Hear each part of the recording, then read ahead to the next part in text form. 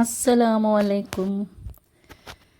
രണ്ട് ലോകത്തും നിങ്ങൾക്ക് വിജയം ലഭിക്കാൻ വേണ്ടി സൂറത്തുൽ ബനി ഇസ്രായേൽ നിത്യേന നിങ്ങൾ ദിവസവും 7 പ്രാവശ്യം ഓതിയാൽ നിങ്ങൾക്ക് രണ്ട് ലോകത്തും വിജയം കിട്ടും. അതിൽ യാതൊരു സംശയവുമില്ല. അപ്പം അതുകൊണ്ട് തന്നെ നിങ്ങൾ നിത്യേന ഈ ഒരു സൂറത്ത് എടുത്തുവെച്ച് ഓതുക. ഇനി ശൈത്താൻ മൂലമുള്ള രോഗം ബാധിക്കുകയാണെങ്കിൽ ഇതേ സൂറത്തിൽ 45-ാമത്തെയും 46-ാമത്തെയും ആയത്തുകൾ ഓതിയാൽ നിങ്ങൾക്ക് അതുകൊണ്ടുള്ള എല്ലാ രോഗങ്ങളും മോചനം ലഭിക്കുകയും ചെയ്യും.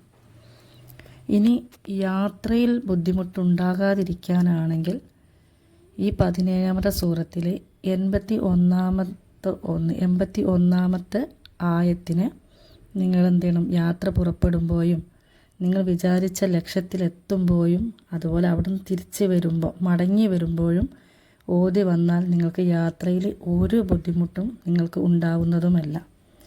ഇനി എല്ലാ വ്യാധികൾക്കും, ഒരുപാട് വ്യാധി ഉണ്ടാവും പല ആളുകൾക്കും, മനസ്സ് കിടന്ന് ഇങ്ങനെ വ്യാധിച്ചു കൂടുക, എന്താ ചെയ്യുക ഏതാ ചെയ്യുക, എപ്പോഴും പ്രയാസവും വിഷമങ്ങളും തന്നെ.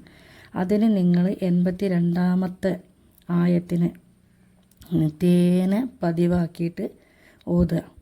ഒരിക്കൽ ഒരു കുട്ടിയെ എടുത്ത് ഒരു സ്ത്രീ നബി തങ്ങളുടെ മുന്നിൽ വന്നു. ആ കുട്ടിക്കാണെങ്കിൽ അടിക്കടി മയക്കമുണ്ടാകുന്നു. അപ്പോൾ നബി തങ്ങൾ പറഞ്ഞു കൊടുത്തത് എന്താണ്?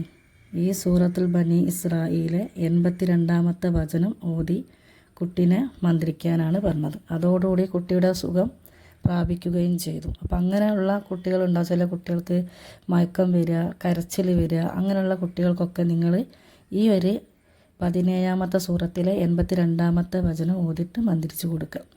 ഇനി രോഗങ്ങളുണ്ടാവും, എന്ത് കുടിച്ചിട്ടും മാറാതെ ഒരു ബുദ്ധിമുട്ട് കൂടി വരാമെന്നല്ലാണ്ട് രക്ഷയില്ലാതെ നിൽക്കുക. അതിന് നിങ്ങൾ എന്ത് ചെയ്യണം? ഇതേ സൂറത്തിലെ 108-ാമത്തെ ആയത്തിനെ ഊതിയിട്ട് വെള്ളത്തിലേക്ക് മായ്ച്ച് അത് കുടിപ്പിക്കുക, ആ വെള്ളം.